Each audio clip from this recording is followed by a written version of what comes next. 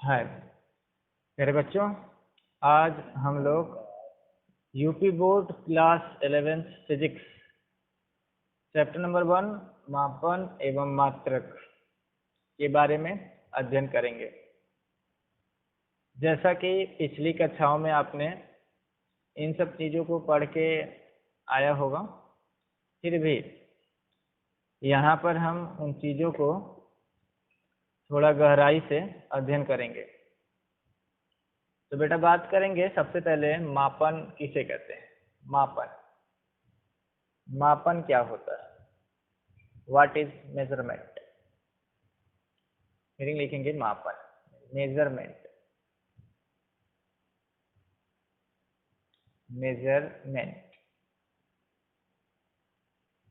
मापन का सीधे सीधे मतलब होता है बेटा किसी चीज को नापना, तौलना, मापन कहलाता है।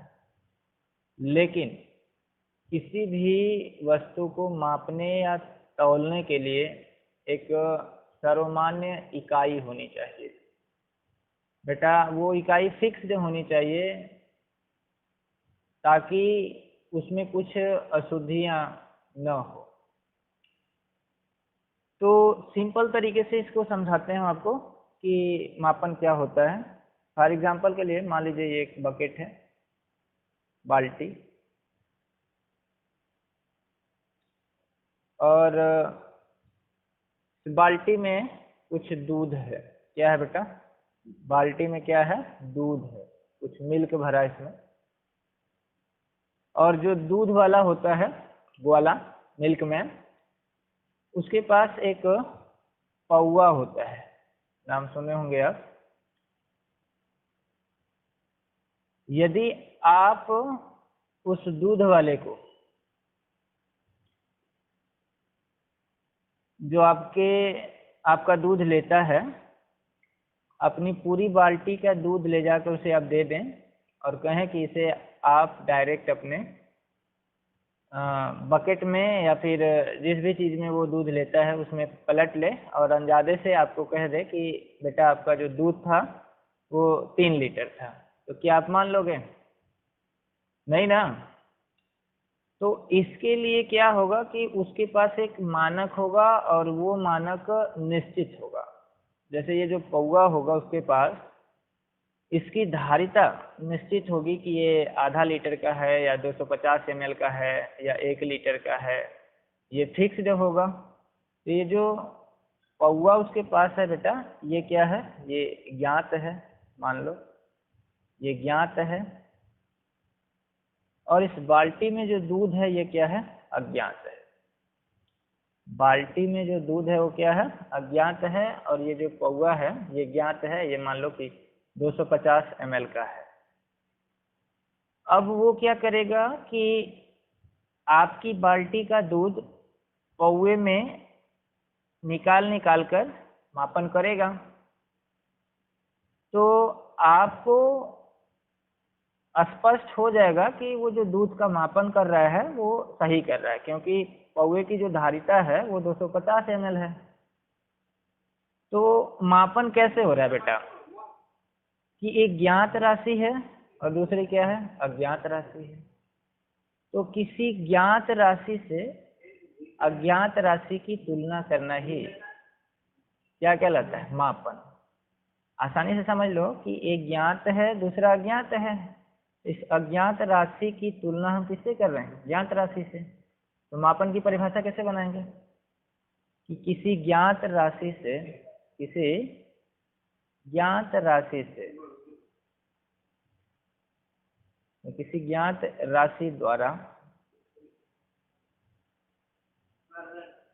किसी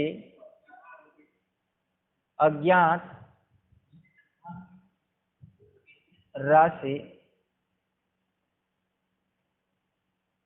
की तुलना करना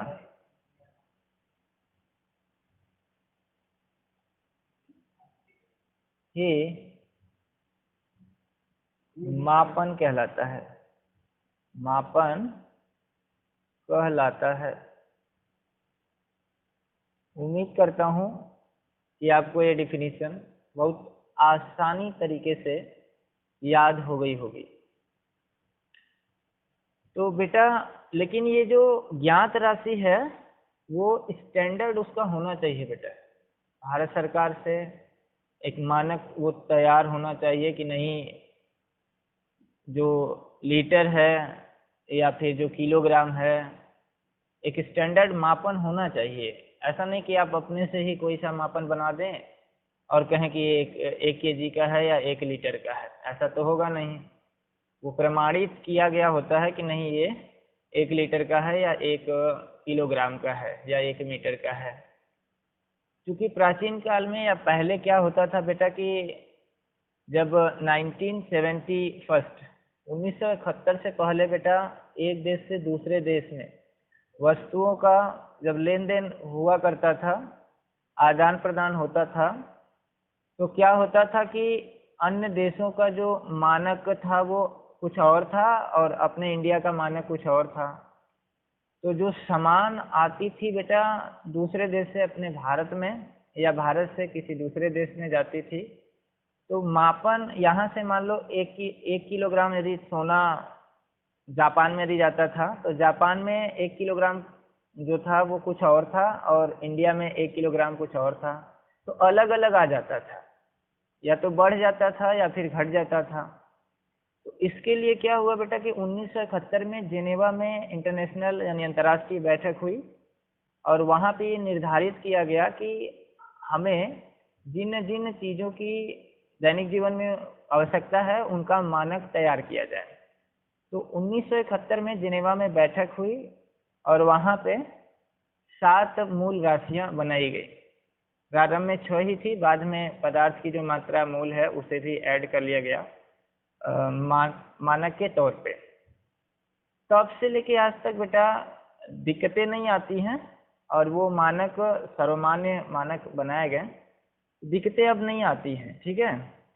इसलिए मानक तैयार किए गए बेटा किसी भी चीज़ को मापने के लिए। तो 1971 में ये कार्य हुआ था कि जेनेवा में बैठक हुई और हर देश के साइंटिस्ट गए थे और वहाँ पे मानक किलोग्राम, मानक सेकेंड, मानक मीटर सबकी परिभाषाएं बनाई गई।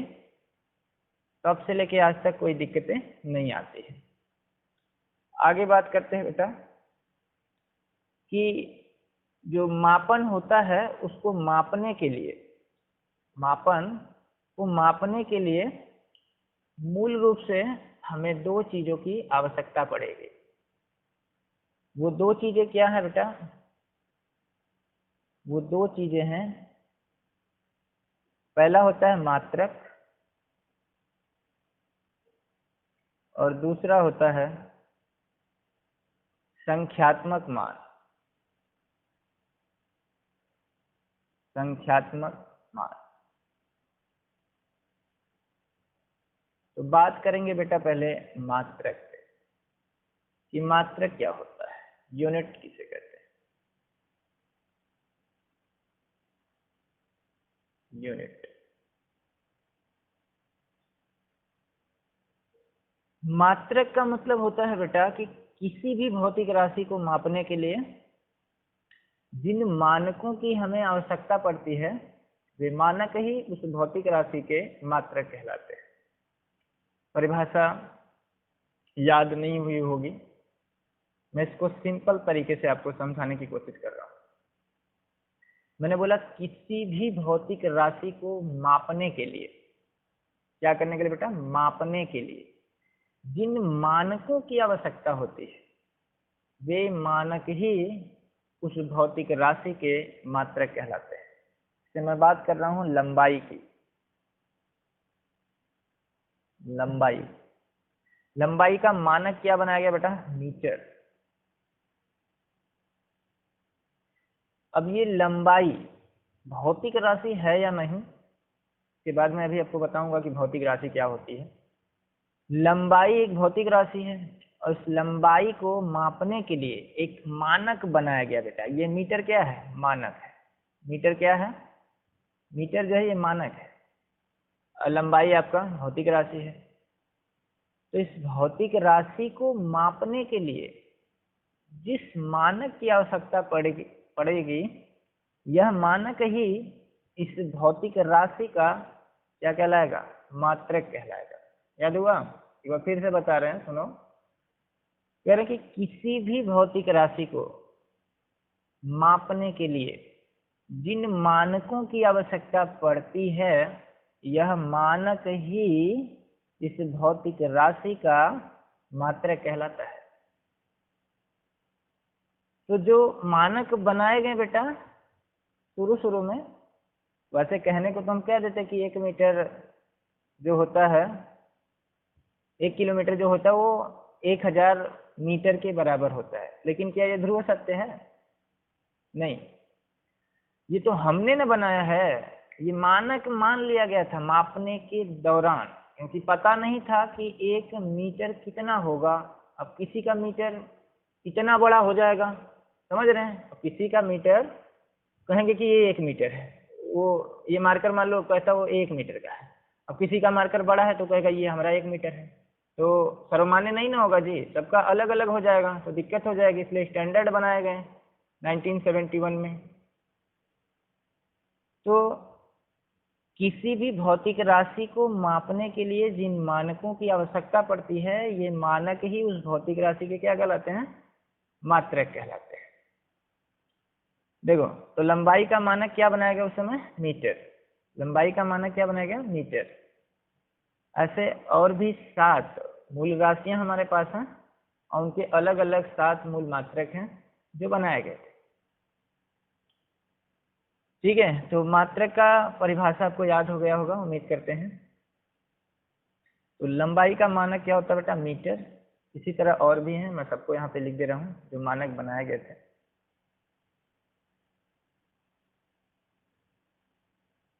लंबाई का मीटर। समय का जो मानक होता है सेकेंड होता है। क्या होता है बेटा? सेकेंड। समय का मानक क्या बनाया गया? सेकेंड। द्रव्यमान का जो मानक बनाया गया बेटा, द्रव्यमान किलोग्राम बनाया गया इसमें, किग्रा, किग्रा, किलोग्राम। ताप का केल्विन बनाया गया बेटा, केल्विन, ये वैज्ञानिक का नाम है।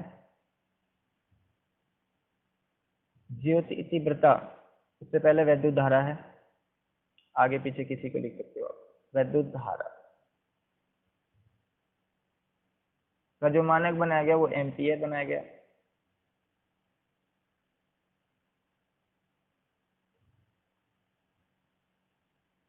उसके बाद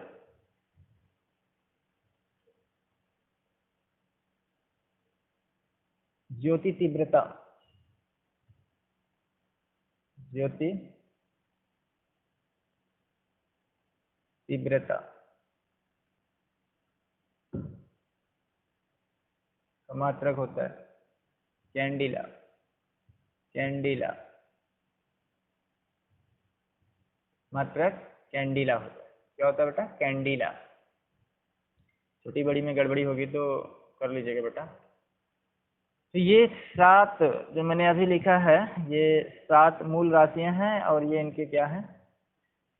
मानक, मात्रक जो बनाए गए। अब मैंने बोला कि मापन में 2 चीजों की आवश्यकता पड़ती है, एक मात्रक और दूसरा उसका संख्यात्मक मान। जैसे कैसे? हम दोनों को हम आपको दिखाएंगे, फिलहाल मात्रक के बारे में थोड़ा और चर्चा कर लेते हैं।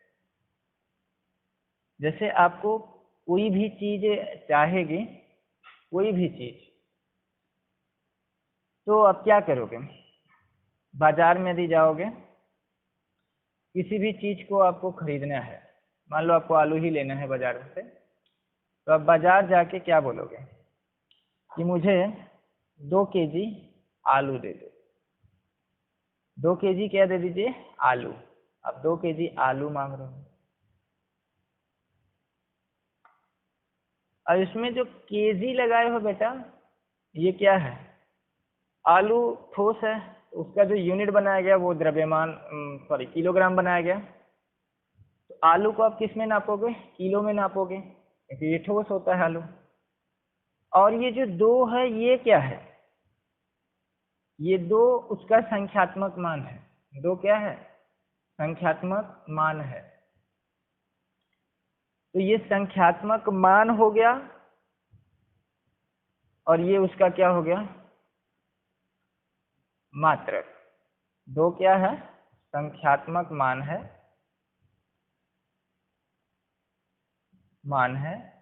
और किलोग्राम क्या है उसका, मात्रक।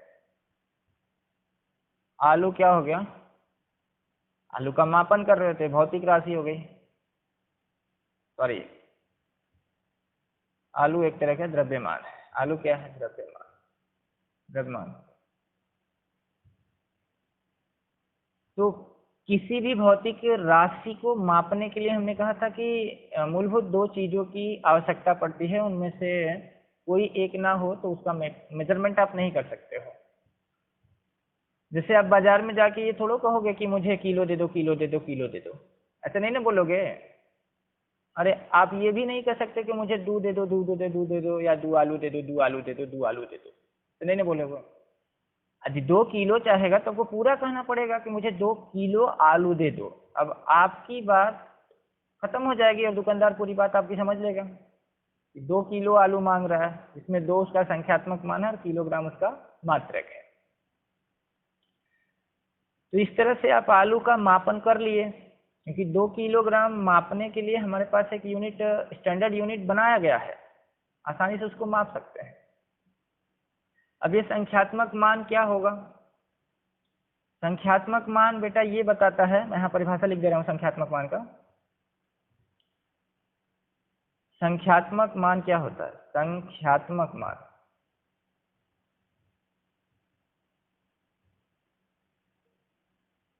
संख्यात्मक मान न्यूमेरिकल वैल्यू,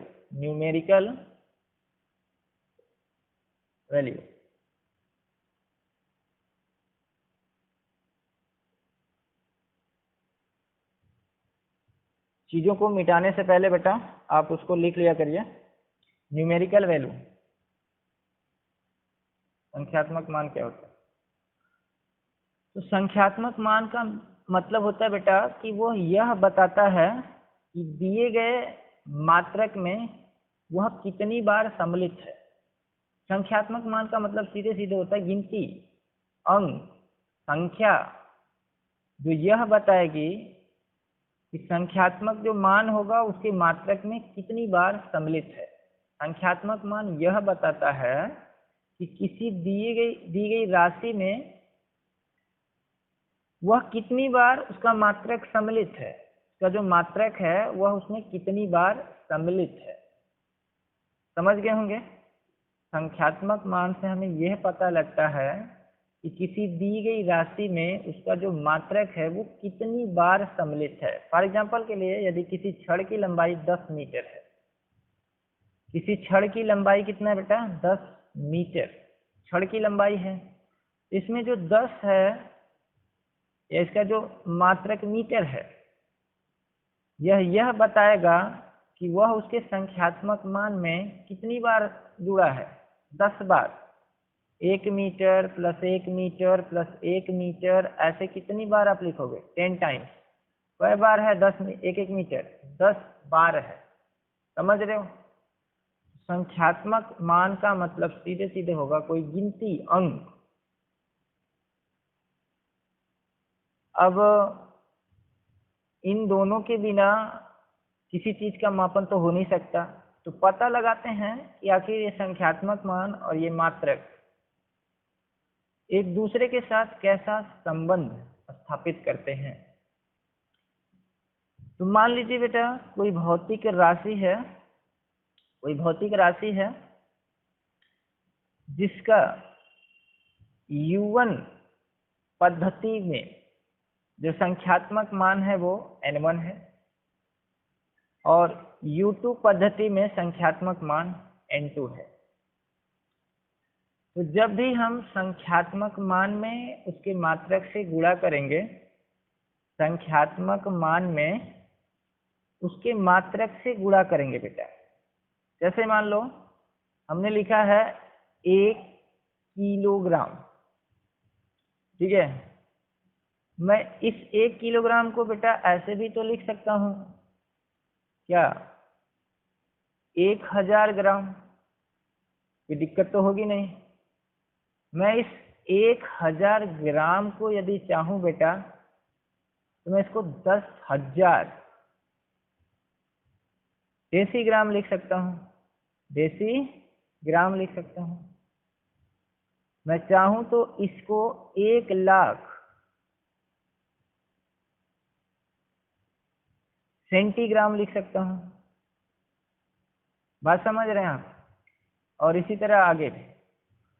तो जो 1 है यहाँ पे, क्योंकि सब आपस में बराबर ही है, तो मैं जो 1 है उसको N1 मान ले रहा हूँ और जो किलोग्राम है उसको U1 मान ले रहा हूँ। फिर जो 1000 आ रहा है उसको मैं N2 मान ले रहा हूँ और ग्राम को U2 मान ले रहा हूँ। और जो फिर 10,000 आ रहा है उसको मैं N3 मान ले रहा हूँ और जो DG यानी देसी ग्राम है उसको U3 मान ले रहा हूँ। और जो 1,00,000 आ रहा है उसको N4 मान ले रहा हूँ और जो सेंटीग्राम आ रहा है उसको U4 मान ले रहा हूँ। क्योंकि ये सब आपस में बराबर हैं तो किसी न किसी कांस्टेंट टर्म के ही बराबर होंगे, तो मैं इन सब को एक कांस्टेंट टर्म के बराबर मान ले रहा हूँ। कोई दिक्कत तो नहीं होनी चाहिए आपको मेरे से, क्योंकि ये सारी भौतिक राशियाँ आपस में क्या है, इक्वल ही तो हैं। तो मैं इसको ऐसे लिख ही तो सकता हूँ और इनका मल्टीप्लिकेशन एक बार एक कांस्टेंट नंबर आएगा। समझ पा रहे होंगे? अर्थात न्यूमेरिकल वैल्यू में यानी संख्यात्मक मान में उसके मात्रक से गुणा करेंगे बेटा तो क्या आएगा, एक कांस्टेंट ही तो आएगा, नियतांक आएगा। तो के से दिखा ले रहे हैं। तो यदि हम पूछेंगे कि n बराबर क्या होगा तो आप कहोगे सर k/u हो जाएगा। n बराबर क्या हो जाएगा तो k/u हो जाएगा, वेयर k क्या है, कांस्टेंट है और u यूनिट है यानी मात्रक है और n उसका न्यूमेरिकल वैल्यू है यानी संख्यात्मक मान। तो बराबर का साइन हटाएंगे तो प्रोपोर्शनलिटी यदि लगाना चाहें तो यानी प्रोपोर्शनल 1/u हो जाएगा, n प्रोपोर्शनल 1/u हो जाएगा। यहाँ से एक रिलेशन निकल के आ रहा है बेटा कि जो न्यूमेरिकल वैल्यू होता है वो यूनिट के इर्रेशनल होता है, मतलब संख्यात्मक मान और उसके मात्रक में उल्टा रिलेशन होता है बेटा। संख्यात्मक मान और उसके मात्रक में उल्टा रिलेशन होता है। इसका प्रूफ आपकी आंखों के सामने ही है। देखो, क्या कहने का मतलब है कि यदि संख्यात्मक मान बढ़ेगा तो मात्रक घटेगा, यानी मात्रक छोटा होगा, और यदि मात्रक छोटा होगा तो उसका संख्यात्मक मान बड़ा होगा। तो उल्टा भी हो जाएगा, यदि संख्यात्मक मान बड़ा है तो मात्रक छोटा होगा और यदि संख्यात्मक मान छोटा है तो मात्रक बड़ा होगा। देखो, जैसे यहाँ पे 1 किलो लिखा है, इसमें 1 छोटा है, किलोग्राम बड़ा है। फिर मैंने लिखा है 1000 ग्राम, तो अब यहाँ से कंपेयर करो कि 1000 बन गया और किलोग्राम ग्राम बन गया, तो किलोग्राम बड़ा है कि ग्राम, तो ग्राम छोटा है, किलोग्राम बड़ा है। अब इसका संख्यात्मक मान बढ़ गया और यूनिट का हो गया, छोटा हो गया। फिर 1000 से जब 10,000 हुआ तो संख्यात्मक मान पुनः बड़ा हो गया और यूनिट उसका पुनः छोटा हो रहा है। तो जैसे जैसे संख्यात्मक मान बढ़ाते जाएंगे वैसे वैसे उसका यूनिट क्या होगा, छोटा होगा। तो 1 नंबर का बहुविकल्पी क्वेश्चन बन सकता है बेटा कि संख्यात्मक मान और उसके मात्रक में क्या संबंध होता है। सबका जवाब होगा संख्यात्मक मान और मात्रक में उल्टा रिलेशन होता है, व्युत्क्रमानुपाती का रिलेशन होता है। एक बढ़ेगा तो दूसरा घटेगा और दूसरा घटेगा तो एक पहला वाला बढ़ेगा। समझ पा रहे होंगे? तो मैंने जैसा कि आपसे वादा किया था कि मैं आपको बताऊंगा कि भौतिक राशि क्या होती है बेटा। भौतिक राशि किसे कहते हैं, क्योंकि फिजिक्स में ये टर्म बार बार आता है, बार बार ये टर्म्स आता है भौतिक राशि वाला। तो ये क्या है इसको समझना बेहद जरूरी है बेटा। तो आइए समझते हैं। भौतिक राशि को समझाने से पहले हम आपको राशि के बारे में बातचीत करना चाहते हैं। राशि, क्वांटिटी कहते हैं देखिए, क्वांटिटी, क्वांटिटी। राशि को बेटा हम और कुछ भी कह सकते हैं, लाइक संख्यात्मक मान कह सकते हैं, गिनती कह सकते हैं, परिमाण कह सकते हैं, अंक कह सकते हैं, ये सब राशियां। राशि, राशि का मतलब सीधे सीधे होगा बेटा कि जिसमें केवल और केवल परिमाण हो, जिसमें केवल और केवल क्या हो, परिमाण। राशि की परिभाषा यदि पूछा जाए तो बस आप इतना ही बता सकते हो कि जिसमें केवल का हो, परिमाण हो, जिसमें केवल परिमाण, परिमाण के स्थान पर आप लिख सकते हो संख्यात्मक मान,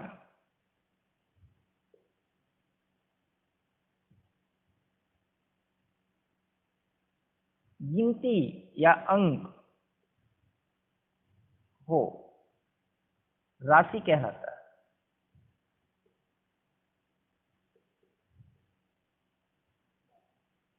जैसे कैसे, यदि ये पूछा जाए बेटा, हम आपसे क्वेश्चन करें कि आप हमें ये बताओ कि भारत देश की जनसंख्या कितनी है, क्या बोलोगे? यही ना कहोगे 1 अरब, मान लो 35 करोड़।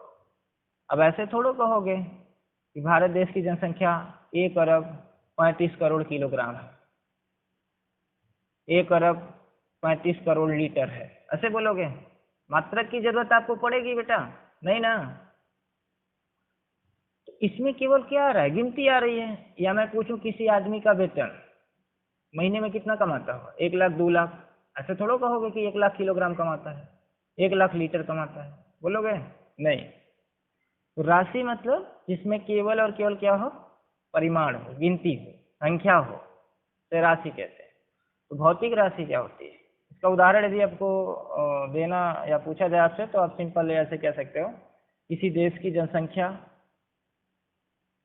किसी देश की जनसंख्या, किसी आदमी का वेतन, किसी आदमी का वेतन, वस्तुओं की संख्याएं या वस्तुओं की संख्या,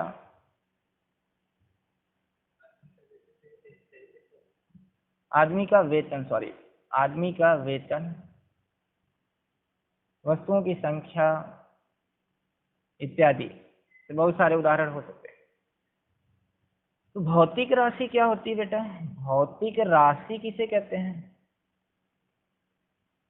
भौतिक राशि क्या होगी? फिजिकल क्वांटिटी किसे कहेंगे? Physical quantity. तो भौतिक राशि यानी फिजिकल क्वांटिटी का मतलब होगा बेटा कि जिसका हम माप तौल कर सकते हैं, जिसका हम माप तौल कर सकते हैं उसे क्या कहते हैं? भौतिक राशि। द्रव्यमान को नाप सकते हैं कि नहीं? नाप सकते हैं, तो नाप तौल कर सकते हैं ना जी उसका, तो भौतिक राशि है कि नहीं? है। क्षेत्रफल को नाप तौल सकते हो, नाप सकते हो कि नहीं? नाप सकते हैं, भौतिक राशि है कि नहीं? जी है। तो भौतिक राशि का मतलब होता है बेटा जिसका नाप तौल किया जा सके।